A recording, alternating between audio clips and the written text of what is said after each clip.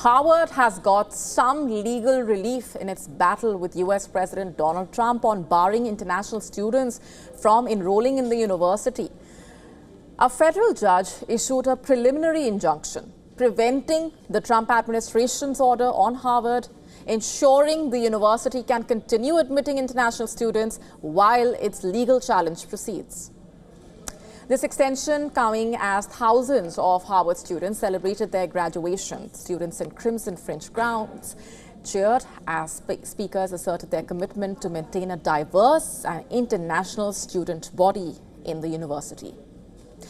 Meanwhile, Chinese students in America are facing uncertainty over their future after U.S. Secretary of State Marco Rubio announced that the U.S. will start revoking the visas of some Chinese students, including those studying in critical fields and those with connections to the Chinese Communist Party.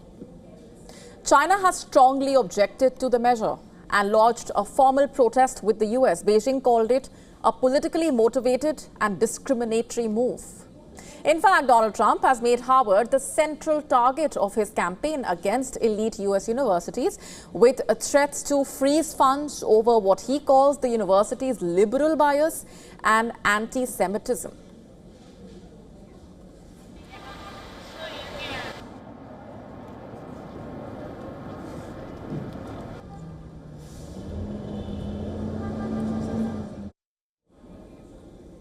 And political analyst and radio show host Garland Nixon is now with us on the broadcast for more on this. Let's just first talk about the earlier controversy that we spoke about regarding the citations being used in that report. What is your assessment of what's happening here and what's been reported so far?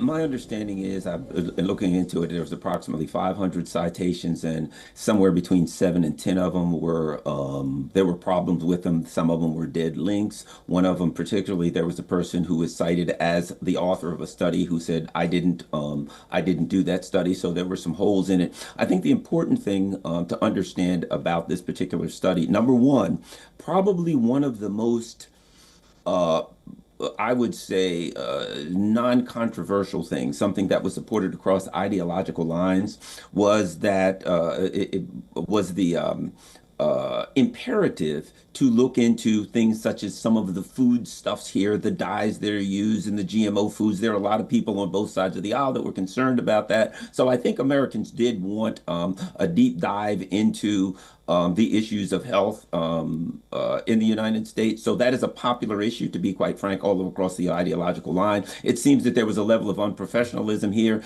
I think what we need to take from this is that there will be policies that come forth as a result of this. This is a report that's supposed to generate policies that come from the things found in this report. So I think it's very important to look at these policies and to see if any of them were derived from some of the errors that were made. And once we start seeing the policies that come forward from this report, I think we're going to have to scrutinize them, simply because there was a level of unprofessionalism here in this particular report, even though, as I said, for those who aren't in America, need to understand this is very popular in America. A lot of the things that are allowed in the foods in America aren't allowed in other countries around the world. So we need to make sure that the results of this report, the outcomes, are scrutinized very closely also.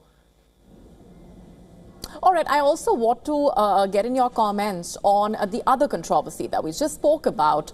What Marco Rubio has said specifically about how the U.S. will start revoking the visas of some Chinese students. What do you make of that, given that there's already a lot of uncertainty surrounding what lies ahead, especially, for example, with the social media vetting?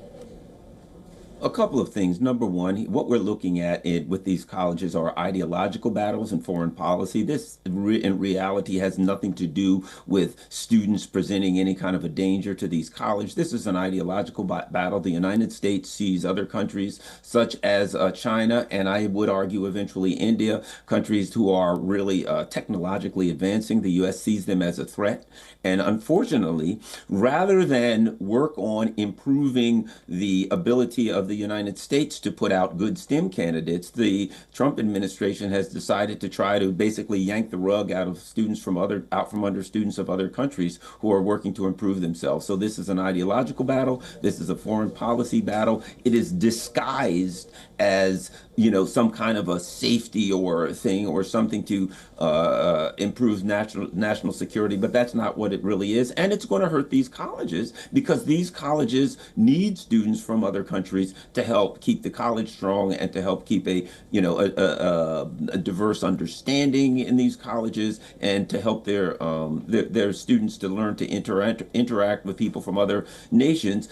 Because in fact, if they get into these various STEM job options and job opportunities, they will certainly have to interact with students from China, India, Russia, wherever. So I think it's a grave error and a mistake, and it's going to harm the students in the long run.